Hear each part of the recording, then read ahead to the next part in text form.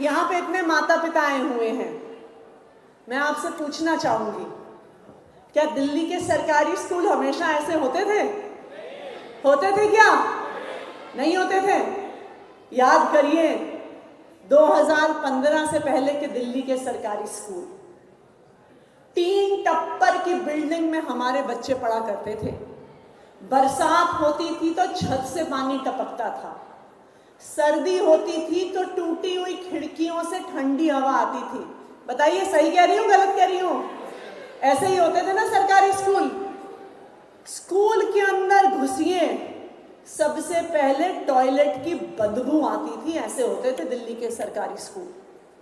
Toilet गंदे होते थे, पीने को पानी नहीं होता था, क्लास में पंखे टूटे हुए होते थे, लाइटें टूटी हुई होती थी। टीचरों की ड्यूटी कभी पल्स पोलियो में, कभी आधार कार्ड लगाने में, कभी इलेक्शन करवाने में लगाई जाती थी। आप स्कूल के अंदर जाइए, क्लासरूम में टीचर भी नहीं होते थे। दिल्ली के इस हिस्से में एक क्लास में 100-150 बच्चे बैठे हुए होते थे। सही कह रही हूं गलत कह रही हूं? ऐसे ही होते थे ना सरकारी स्कूल। कौन अपने बच्चों को ऐसे हालात में सरकारी स्कूल में भेजना चाहता था? कोई नहीं भेजना चाहता था।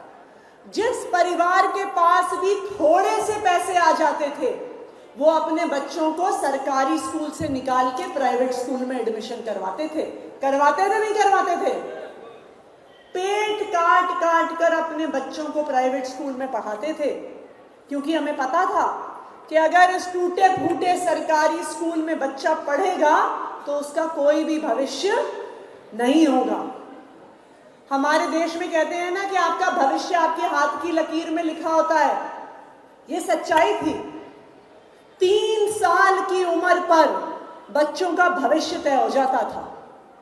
अगर वो एक अमीर परिवार में पैदा होते, जहां पे माता पिता बड़े बड़े प्राइवेट स्कूल की महंगी फीस दे सकते थे, तो बच्चे को अच्छी शिक्षा मिलती थी, वो अच्छे कॉलेज में जाता था, वो अच्छी नौकरी करता था। लेकिन अगर कोई बच्चा गरीब परिवार में पैदा हो जाए तो वो टूटे फूटे सरकारी स्कूल में जाता था। आंकड़े बताते हैं कि 50% से ज्यादा बच्चे स्कूल खत्म होने से पहले पढ़ाई छोड़ देते थे, और अगर पढ़ाई पूरी भी करते थे तो इतनी खराब शिक्षा मिलती थी कि उनको छोटी मोटी कहीं मैकेनिक की नौकरी, कहीं दुकान पे नौकरी, किसी के घर में नौकरी के अलावा कोई चारा नहीं होता था। देखिए, मैं ये नहीं कहती कि मैकेनिक का काम छोटा है या दुकान में काम करने वाले का काम छोटा है, लेकिन किसी भी बच्चे की मजबूरी नहीं होनी चाहिए।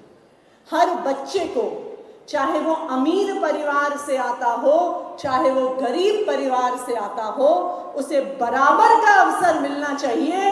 डॉक्टर, इंजीनियर बनने का अवसर मिलना चाहिए, अपना बिजनेस शुरू करने का अवसर मिलना चाहिए। और ये बदलाव दिल्ली में 2015 से आया है।